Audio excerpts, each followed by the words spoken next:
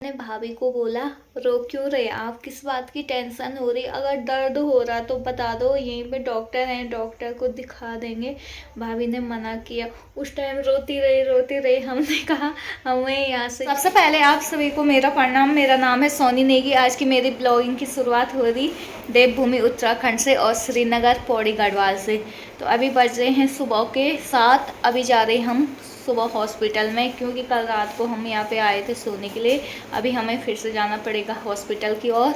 तो देखते हैं, आपको भी आगे की अपडेट देती रहूँगी। ठीक है, चलती हूँ मैं हॉस्पिटल की ओर। कल रात ना हम इस वाले होटल में रुके थे जो मेरे पीछे दिखाई दे रहा होगा। अभी हम पहुँच चुके हैं श्रीकोट हॉस्पिटल में और इधर से जाएंगे हम अंदर की ओर हॉस्पिटल के, अपने भाभी को मिलने।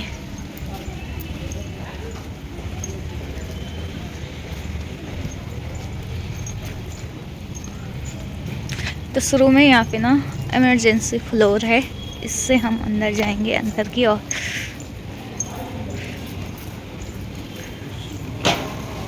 इधर की ओर जाएंगे हम।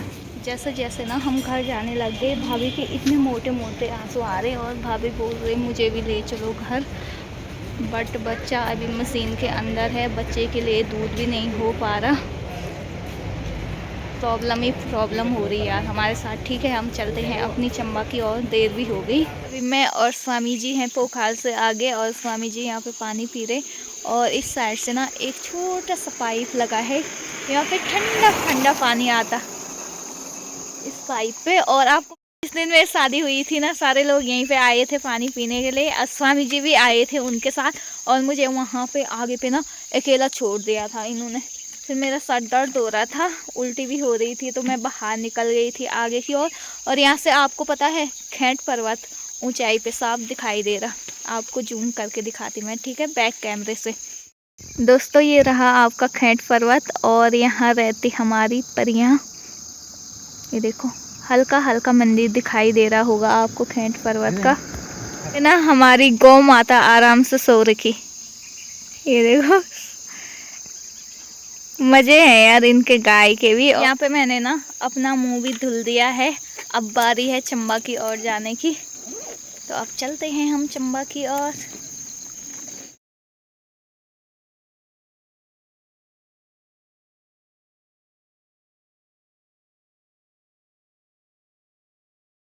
दोस्तों हॉस्पिटल से ना हम घर भी आ गए, हमें भूख लगी थी तो हमने मैगी बनाई। तो मैं भाभी को मिलने गई। जब घर आते टाइम मैंने भाभी को बोला ठीक है हम चलते हैं, उसके बाद आ जाएंगे हम जब आप घर चले जाओगे। तो भाभी की आंखों में ना इतने आंसू थे भाई साहब। मैंने भाभी को बोला, रो क्यों रहे आप, किस बात की टेंशन हो रही, अगर दर्द हो रहा तो बता दो, यहीं पे डॉक्टर हैं, डॉक्टर को दिखा देंगे।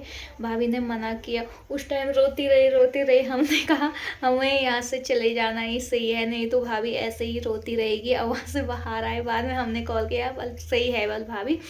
तो आपको पता है हमारा ना जो भाभी का बच्चा हो रखा, उसको मशीनी में रखा है यार जब से हुआ है। और जब वो नॉर्मल हो जाएगा ना तब उसको मशीन से बाहर निकालेंगे, क्योंकि उसका वजन अभी थोड़ा सा कम है। अभी नॉर्मल होने में उसको टाइम लगेगा, पता नहीं कितने दिन लगेंगे भाभी को हॉस्पिटल में। अब भाभी तो ये सोच रही कि मैं आज ही हॉस्पिटल से घर चली जाऊंगी, तो सही है। बट क्या करें, भाभी को बोला भी है 2-4 दिन ही तो रहना है हॉस्पिटल में। भाभी सोची हॉस्पिटल में कैसे काटने हमने दिन। तो पहले तो वैसे डॉक्टर ने बोला था, जब पहले मैं चेकअप करवाने के लिए आए 2-3 दिन रहने दो, उसके बाद भाभी, मैंने बताया था कि भाभी की बीपी हाई है, जब भाभी नॉर्मल हो जाएगी उसके बाद घर चले जाएगी। हमने कहा ठीक है। तो बीच में डॉक्टर ने ऐसे बोला 1-2 हफ्ते और रहने दो, उसके बाद चले जाना घर। हमने कहा ठीक है। और बीच में मम्मी ने कहा अभी तो सही है, मतलब सब, मेरी बहन थी, भैया था वहाँ पे, मेरे जीजू और मम्मी घर चले गए थे। तो परसों ही गई थी मम्मी घर, और कल दिन में ना 12-1 बजे के टाइम मेरे भैया ने मम्मी को फ़ोन किया कि डॉक्टर बोल रहे कि अपने मरीज को उठाओ और देहरादून हॉस्पिटल में ले जाओ, हाँ, डिलीवरी के टाइम। और डिलीवरी से पहले 4-5 दिन आराम से रही हॉस्पिटल में। तब तो नहीं बोला उन्होंने, उस टाइम वहाँ एडमिट, मतलब एडमिट करके रखी थी भाभी को। और एंड मौके पे ऐसे बोल रहे थे कि वहाँ से उठा के उधर ले जाओ। वो तो भगवान जी की कृपा से नॉर्मल डिलीवरी हुई भाभी की। तो आपको पता है मेरे भैया भी रोने लग गया वहाँ हॉस्पिटल में, और मेरी भाभी तो और ज़ोर से रोने लग गई कि ऐसे बोल रही है। और मेरी मम्मी को भी फ़ोन किया, मम्मी को और ज़्यादा टेंशन कि ऐसे क्या हो गया। फिर मम्मी गाड़ी मतलब वहाँ से आई और फिर जीजू भी आए। मम्मी ने मेरे को फ़ोन किया कि डॉक्टर ये बोल रहे कि अपने मरीज को देहरादून ले जाओ। हाँ, उसके बाद पहले से डॉक्टर ने ऐसा बोल रखा था दोनों की जान को खतरा है। तो मेरी मम्मी पहले से ही बहुत ज़्यादा डरी थी, और पता है आपको। उसके बाद मम्मी और आए वहाँ से हमारे गांव से दिन में। तो यहाँ से मुझे कॉल किया, मैं रोने लग गई। मैंने कहा भाभी को कुछ हो गए तो तब क्या होगा।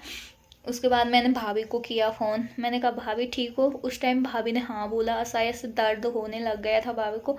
भाभी ने बोला मैं मरती हूँ, मेरे जान यहाँ पे आ गई कि ये क्या हो गया। तो मैंने अपने सासू जी को बोला ऐसे ऐसे हो गए, प्लीज़ मुझे भी जाने दो। मेरे सासू जी ने बोला ठीक है चली जा तू भी। और वहाँ पे गए, फिर दोबारा फ़ोन आया कि डिलीवरी हो गई है। तो हमें बहुत ज़्यादा खुशी मिली। फिर मतलब थोड़ा सा जो प्राण यहाँ पे आया था ना, वो थोड़ा सा नॉर्मल हो गया था। उसके बाद हमें खुशी मिली। और फिर बीच में एक और खुशी, मतलब थोड़ा सा दुखी टाइप के हो रहे थे हम। जो मेरी भाभी का बच्चा नहीं था, उसको मशीन पे रखा था, और डॉक्टर ने बोला इसको मम्मी का ही दूध चाहिए। तो बगल में एक दीदी थी, मैंने कहा यार दीदी डॉक्टर ऐसे बोल रहा कि मम्मी का दूध चाहिए, थोड़ा सा हाजमोला भी खा देती है। मैंने कहा ऐसे बोल रहे डॉक्टर मम्मी का दूध चाहिए। उन दीदी ने बोला ऐसे बोलना कि मतलब मेरा भी 4 साल का बच्चा है, क्या मैं पिला सकती। तो मैंने मम्मी को बताया था। उसके बाद मम्मी ने डॉक्टर को पूछा होगा, डॉक्टर ने पहले बोला माई का दूध चाहिए। फिर बोला ठीक है बल जो मतलब उसी टाइम की मम्मी बनी थी उनका दूध पिला दो। और उनका तो मिला नहीं। फिर डॉक्टर को पूछा बाहर मेडिकल से दूध ला के आए, जो भी दूध होता है पता नहीं कौन सा होता, वो पिलाया। फिर मेरी मम्मी ने दोबारा पूछा, डॉक्टर ने कहा ठीक है पिला दो।